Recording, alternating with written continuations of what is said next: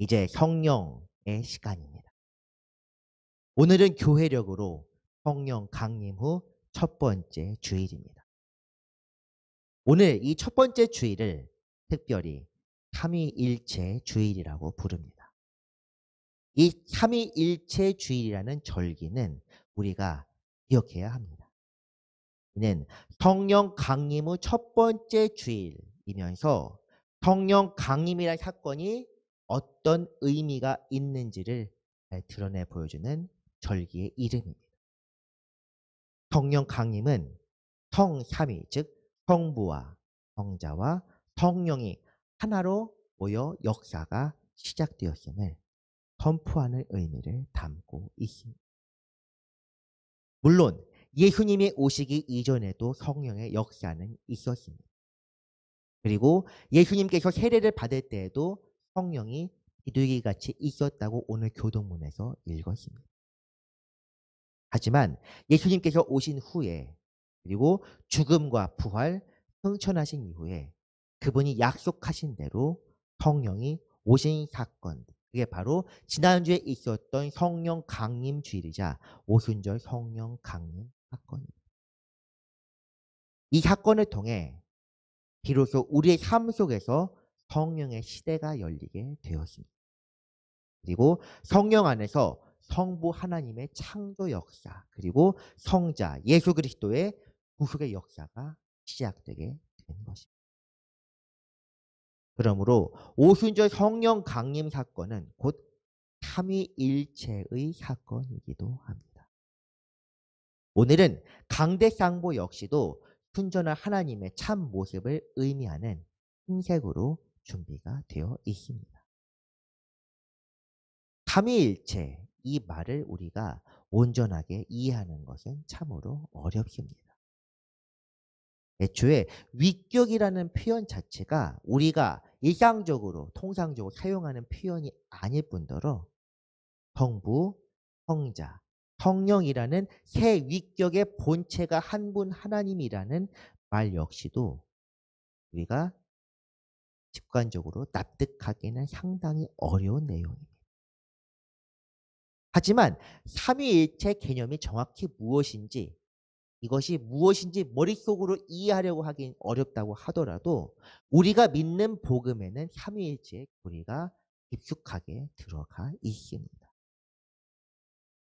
만약 삼위를 생략하게 된다면, 즉 세계의 위격을 생각하게 된다면 예수님은 하나님과 일체 본체이기 때문에 기독교는 두 분의 신을 섬기는 혹은 세 분의 신을 섬기는 이신교나 다신교가 되어버립니다. 더욱이 예수님이 그 자체로 성부 하나님과 동일한 동등한 신이라면 하나님으로부터 보냄을 받아서 사람으로 오신다는 말씀 또한 성립할 수가 없습니다. 변장할 수 있을지는 모르겠지만 그렇다고 일체를 제거해 버린다면 예수님과 하나님의 그분이 본체시라는 그 내용을 제거한다면 예수님은 하나님보다 못한 존재나 혹은 하나님의 피조물이 되어버리고 말 것입니다. 그렇다면 흠이 없이 이 땅에 오셔서 온전한 제사를 드린 예수 그리스도, 온전한 제사장이자 온전한 제물이자 하나님의 뜻에 온전히 성취한 하나님의 아들이라는 그 표현 자체가 성립할 수 없게 됩니다. 그렇게 되면 결국 우리의 구원의 복음 역시도 비틀리고 잘못됐다고 할 수밖에 없습니다. 그렇기 때문에 우리는 항상 성부와 성자와 성령 이 세 위격이 하나님임을 고백합니다. 이 고백은 실제로 우리의 신앙 고백에서도 사도신경에서도 하나님과 성부 하나님 우리를 믿고 또 예수님께서 그 공생의 사역과 부활과 승천과 재림을 믿으며 또한 성령을 믿는다고 이야기하고 있는 것입니다. 그리고 성령의 역사하심도 이렇게 삼위일체 개념으로 이해해야 합니다. 지난 시간 성령 강림주일 말씀에서 성령은 단독으로 역사하는 것이 아니라 하나님께로부터 들은 것을 우리에게 전달하시는 진리의 영이라고 그렇게 말씀해. 또한 성령을 우리에게 보내신 분이 바로 예수 그리스도입니다.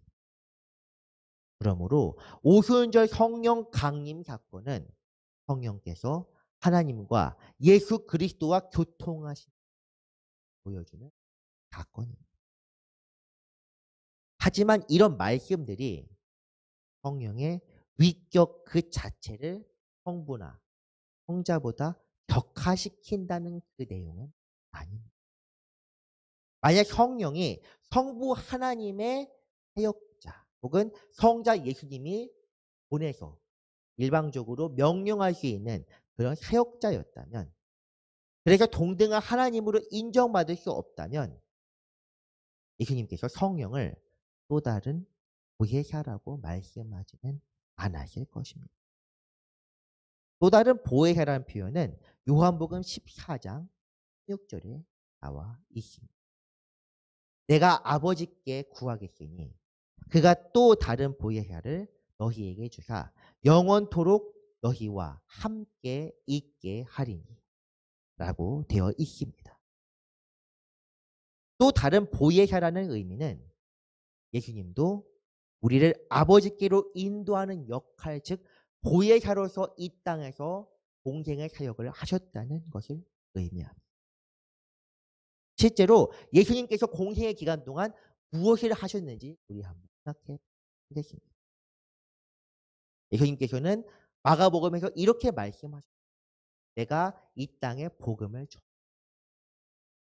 전파한다는 것은 아버지로부터 구원의 복음, 구원을 아버지께 우리의 영혼을 인도한다는 것을 의미합니다. 또한 그분이 이 땅에서 사람들을 사랑하시고 고쳐주시고 때로는 먹이셨던 것 역시도 하나님의 복음을 위하여 하셨지, 예수님 인간적인 마음이나 동정으로 하시지는 않았다는 사실입니다. 내가 아버지의 뜻을 이루러 왔다, 내가 나에 대한 말씀을 성취하러 왔다, 이 모든 말씀 역시도 바로 우리를 성부 하나님께로 인도하는 보혜사의 역할입니다. 그리고 그분이 순환을 당하시고 죽으시고 부활하사 승천하신 것 역시도 우리에게 죄 사함의 은총과 구원을, 복음을 우리에게 전파하기 위한 예수님의 사역이었습니다. 그렇게 예수님께서는 보혜사로서 우리를 하나님께로 이끄셨고 승천하신 이후에 성령님께 그 역할을 넘기셨습니다. 예수님이 성령님께 지시하신 것이 아니라 성령님이 예수님이 하신 일을 이어받았다고 할 수 있습니다. 우리가 이 보혜사의 의미를 잘 새겨야만 삼위일체 하나님의 역사하심을 온전히 깨달을 수 있습니다. 성령께서 하시는 이 땅의 역사하심은 곧 하나님의 역사입니다. 하나님의 뜻에 따라 마지막 심판날이 차기까지 믿는 성도들을 온전히 보호하며 또 믿지 않는 자들에게 하나님의 복음을 전파하고 이 모든 사람들을 양육하시며 가르치시는 것, 이것이 성령님이 하시는 일입니다. 우리가 성령의 역사를 간절히 구해야 하는 이유도 바로 여기에 있습니다. 우리는 스스로의 의지나 마음가진 대로가 아니라 성령이 이끄시는 대로 살아가야, 그것이 바로 하나님의 뜻이자 하나님이 기뻐하시는 일이기 때문입니다. 그리고 그런 삶이야말로 가장 바람직한 형도의 삶이며 하나님이 기뻐하시는 삶입니다.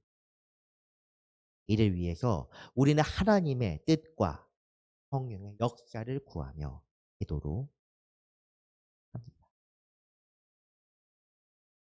이제 오늘 본문으로 들어가겠습니다. 오늘 본문을 문자 그대로 이해하려고 하면 상당히 어렵습니다.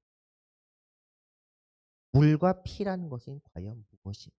혹시 이것이 상징하는 바가 있을까? 셋이 합하여 하나라는 의미가 무엇일까? 문자 그대로 해석하면 상당히 이해하기 어렵습니다. 하지만 이 후반부 6절에서 8절까지의 내용 그 난해한 것 때문에 우리가 반드시 해결해야 할 부분 그것까지 잊어버리면 안 됩니다. 바로 오늘 말씀 첫 부분인 4절과 5절 말씀입니다. 한번 같이 읽어보겠습니다. 무릇 하나님께로부터 난 자마다 세상을 이기느니라. 세상을 이기는 승리는 이것이니 우리의 믿음이니라. 예수께서 하나님의 아들이심을 믿는 자가 아니면 세상을 이기는 자가 누구냐. 아멘. 이 말씀은 사실 5장 1절부터 계속 이어지는 말씀입니다. 우리가 본문에서 오늘 읽지는 않았지만 1절은 예수께서 그리스도이심을 믿는 자마다 하나님께로부터 나온 사람이라는 내용을 알고 있습니다. 그러므로 그것에 비추어 4절을 다시 한번 이해해 보면 예수를 그리스도로 믿는 사람이 이 세상을 이기는 힘 자체가 우리의 믿음이다. 즉 믿음, 예수님을 그리스도로 믿는 믿음이야말로 우리를 승리자로 만든다. 5절은 그에 대해 사실 다시 한번 반복하는 내용입니다. 6절에서 8절 그 이하의 내용은 사실 4절, 5절의 부연 설명과 같은 내용입니다. 그래서 이 말씀을 이해하기 어렵다고 해서 이 말씀을 억지로 해석하는 것이 아니라 사실 1절에서 5절까지의 내용만으로도 복음을 설명하기엔 사실 충분합니다. 성경을 읽을 때 보통 사람들은 이해하기 어려운 부분에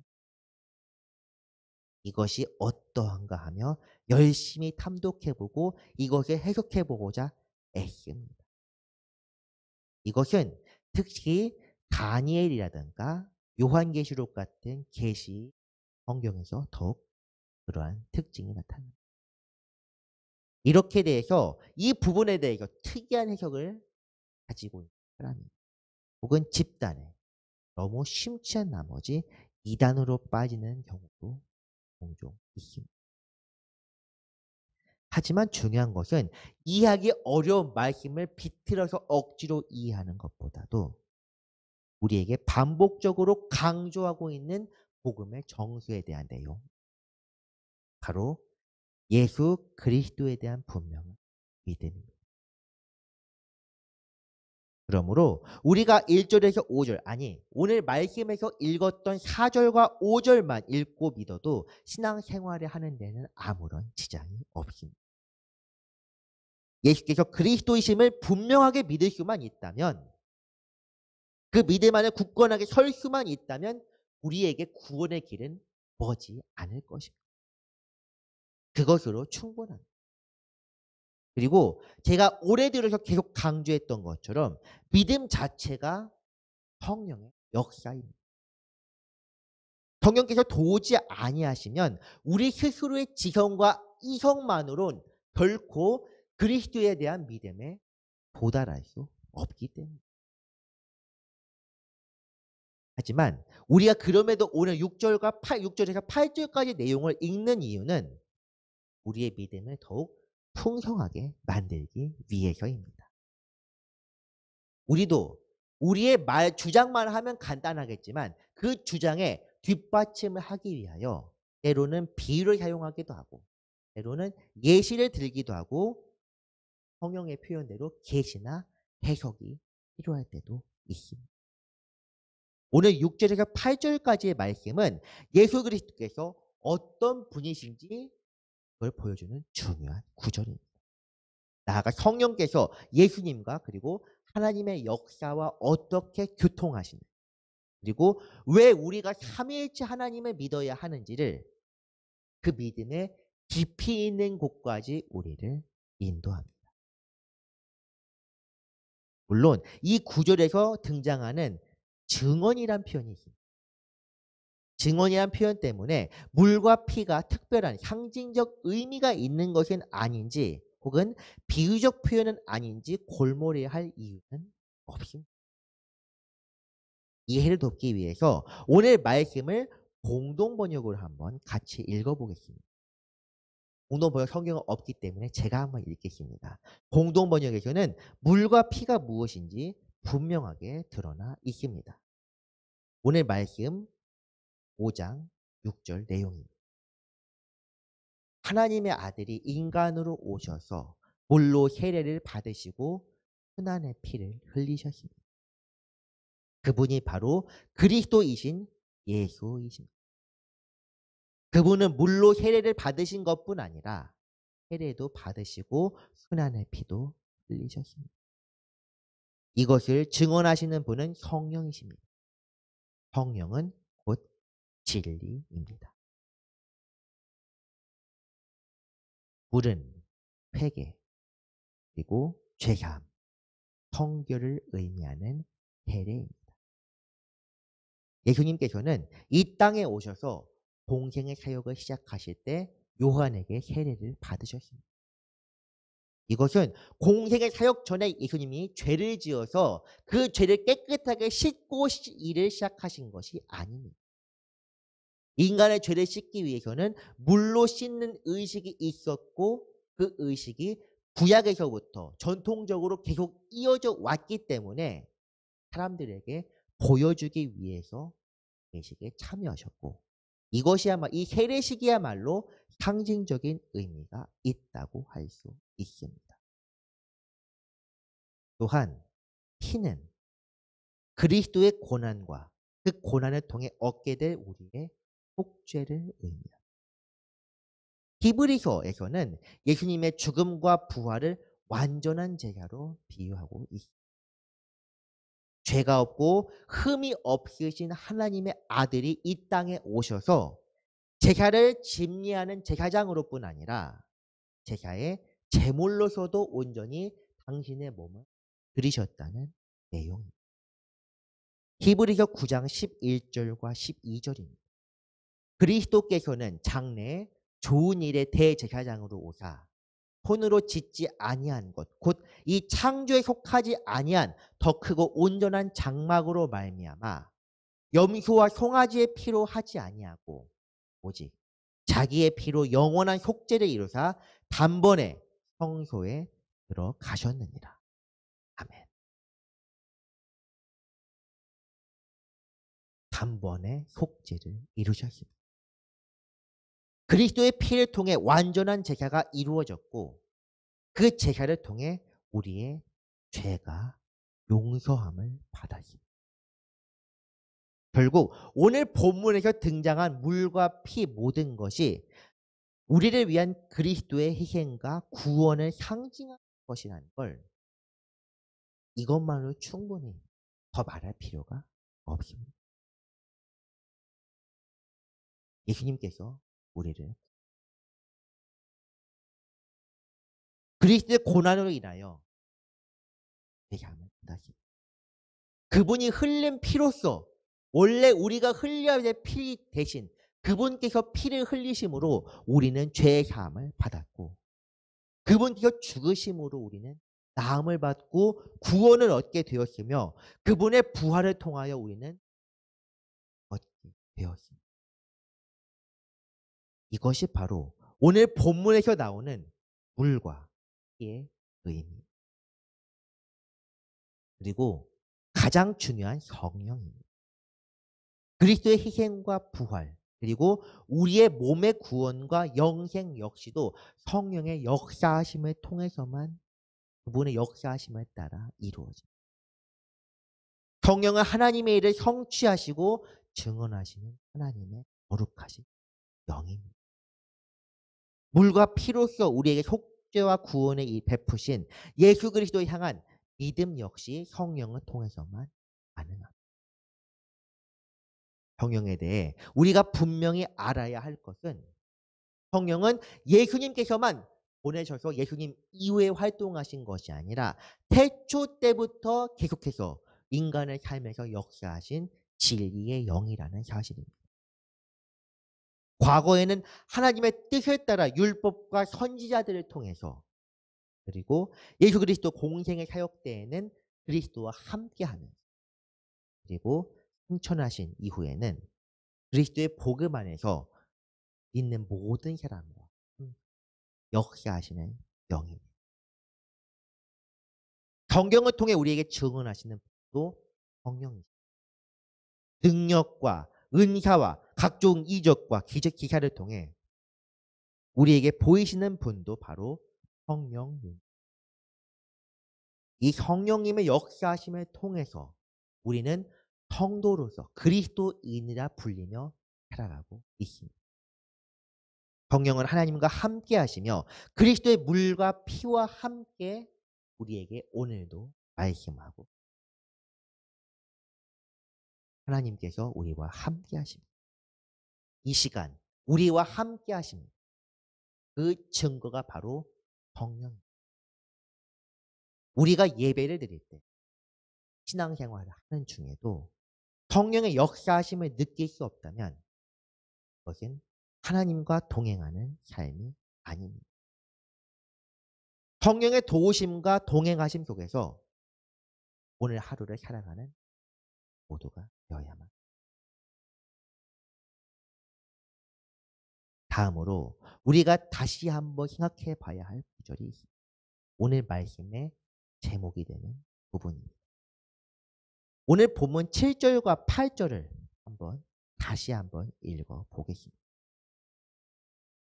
같이 하겠습니다. 증언하는 이가 셋이니 성령과 물과 피라. 또한 이 셋은 합하여 하나이니라. 우리는 이미 물과 피 그리고 성령의 은혜를 잘 알고 있습니다. 그리고 이 셋이 합하여 하나라는 의미는 곧 이것들의 증거가 한 가지를 가리킨다. 그 증언이 무엇인지는 바로 다음 말씀인 9절에 있습니다. 바로 하나님의 증언입니다. 만일 우리가 사람들의 증언을 받을진대 하나님의 증거는 더욱 크도다. 하나님의 증거는 이것이니 그의 아들에 대하여 증언하신 것입니다. 이 말씀을 통해 우리는 물과 피 그리고 성령이 바로 하나님의 증언임을 알 수 있습니다. 하나님께서 그분의 아들이신 예수가 그리스도라고 증언하고 계신 것입니다. 성령은 하나님께서 예수 그리스도를 향하여 우리에게 베푸신 진리의 영이자 증거의 영입니다. 이 말씀이 삼위일체 주일에 오늘 본문이 가장 적합한 이유가 바로 여기에 있습니다. 성령이 오신 사건은 예수께서 그리스도라는 사실을 알리기 위한 하나님의 증거입니다. 성령은 하나님의 뜻에 따라 예수 그리스도를 우리에게 알려주고 계십니다. 그것을 믿는 믿음이 바로 구원을 이루는 믿음입니다.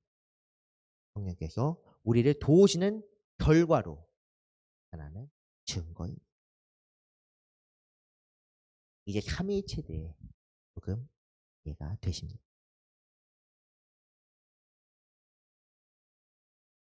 성부와 성 그리고 성령은 결국 하나님의 뜻을 이루기 위해 각자의 역할에서 역사하시는 위격입니다.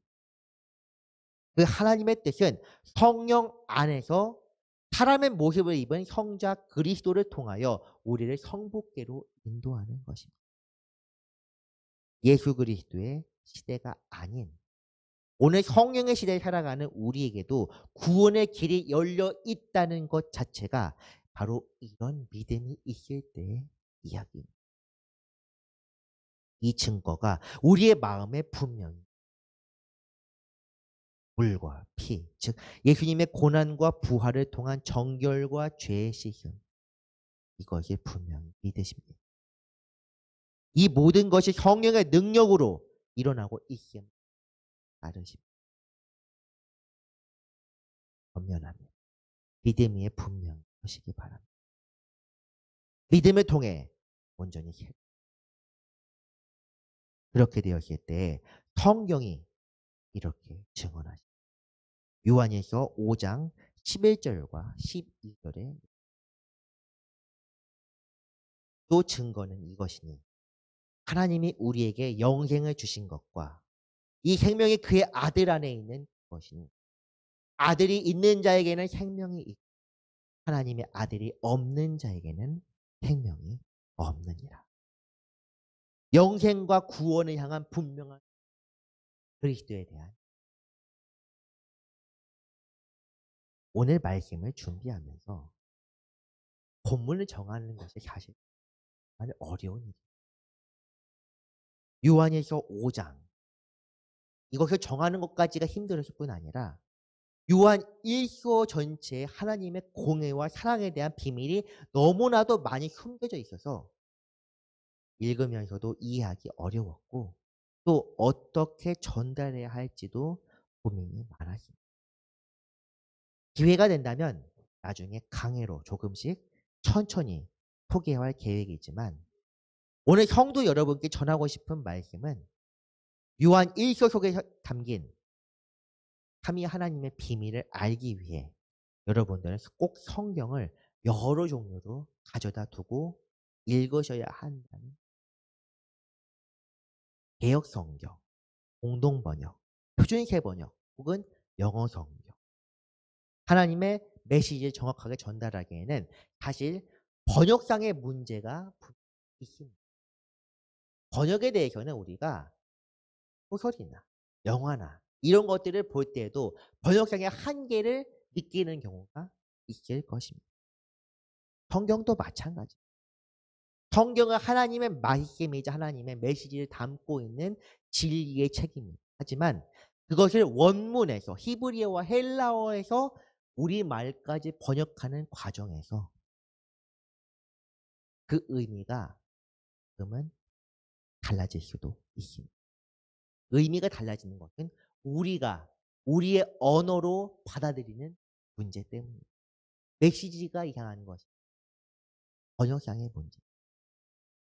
그렇기 때문에 영어를 읽을 수 있다면 영어로 읽어보십시오. 원서 그리스도어나 혹은 히브리어를 읽을 수 있다면 원서를 읽어보시기 바랍니다. 저 역시도 이 말씀을 준비하면서 원서를 꼭 읽어봅니다. 원서를 읽고 혹은 영어본을 읽고 여러 성경을 읽을 때마다 그 의미가 조금씩 분명하게 더욱더 가까이 전달됩니다. 중요한 것은 여러 성경을 지식으로 읽는 것이 아니라 그 말씀 속에 담겨있는 하나님의 메시지를 분명히 아는 것.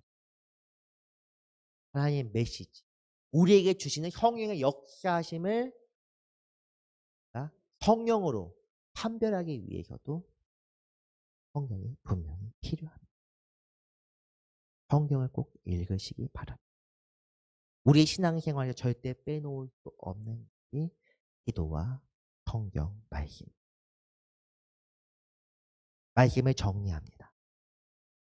성령은 예수님께서 보내신 우리를 하나님께로 이끄시는 보혜사입니다. 우리는 성령을 통해 그리스도에 관한 증거를 얻고 믿음으로 나아갈 수 있습니다.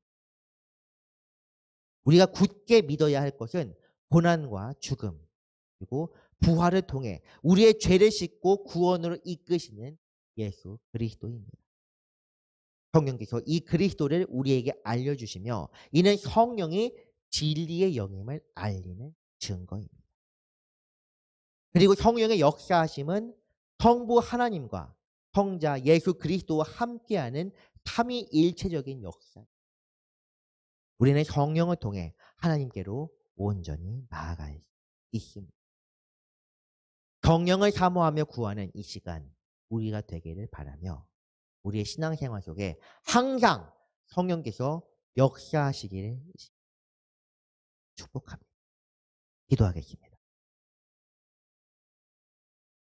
사랑과 은혜가 많으신 하나님 아버지 감사드립니다. 주님께서 역사하시고 우리와 함께하여 주시어서 주님의 크신 사랑 안에 온전히 살게 하여 주십니다. 주여, 이 시간 성령을 우리에게 온전히 보내어 주옵소서. 성령의 역사하심으로 우리가 살게 하여 주시고, 또한 성부, 성자, 성령의 역사를 우리가 온전히 깨달아 알고 그 믿음 위에 굳건하게 서게 하여 주시옵소서. 감사드리며 예수님의 이름으로 기도드렸습니다. 아멘.